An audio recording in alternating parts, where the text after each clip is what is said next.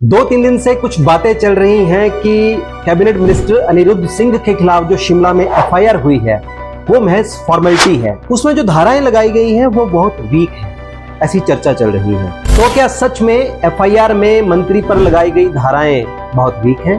क्या शिमला पुलिस ने मंत्री के खिलाफ जानबूझकर हल्का केस बनाया है? तो आइए इस वीडियो में समझते हैं कि मंत्री के खिलाफ जो एफआईआर में धाराएं लगाई गई हैं उनका मतलब क्या है। कैबिनेट मिनिस्टर अनिरुद्ध सिंह के खिलाफ जो शिमला में एफआईआर हुई है उसमें कुल 5 धाराएं लगाई गई हैं। पहली धारा भारतीय न्याय संहिता यानी बीएनएस की धारा 132 लगाई गई है। इस धारा का मतलब होता है कि किसी सरकारी कर्मचारी को उसकी ड्यूटी का पालन करने से रोकने के लिए उस पर हमला करना या आपराधिक बल का प्रयोग करना। इस धारा के तहत आरोप साबित होने पर दोषी को 2 साल तक की सजा हो सकती है। इस धारा की इंपॉर्टेंट बात यह भी है कि ये अपराध गैर जमानती है और इस अपराध में समझौता भी नहीं हो सकता है। दूसरी धारा बीएनएस की धारा 121 भाग 1 है। इस धारा का मतलब ये है कि किसी सरकारी कर्मचारी को उसकी ड्यूटी का पालन करने से रोकने के लिए स्वेच्छा से चोट पहुंचाना ताकि वो अपनी ड्यूटी ना निभा सके। ये धारा बड़ी गंभीर है, इसमें 5 साल तक की सजा का प्रावधान है। तीसरी धारा बीएनएस की धारा 352 है यानी कि 352।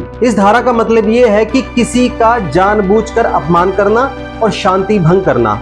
इस धारा के तहत भी 2 साल तक की सजा का प्रावधान है। चौथी धारा बीएनएस की धारा 126 भाग 2 है। इस धारा का मतलब ये है कि किसी व्यक्ति को उसकी इच्छा के विरुद्ध कहीं जाने से रोकना जहां उसे जाने का कानूनी अधिकार है। इस धारा के तहत दोषी को 1 महीने की साधारण कैद हो सकती है।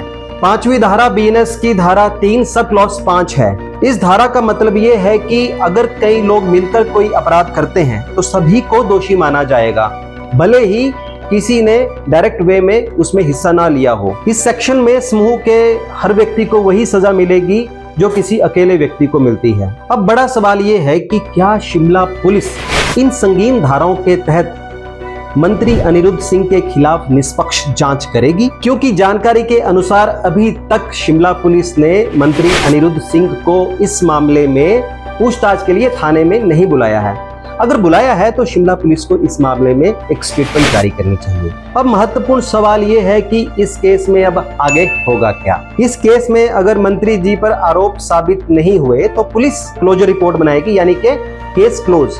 और अगर आरोप साबित होते हैं तो इसमें पुलिस चार्जशीट तैयार करेगी जो कोर्ट में जाएगी। फिर कोर्ट फैसला करेगा कि इस केस में क्या करना है।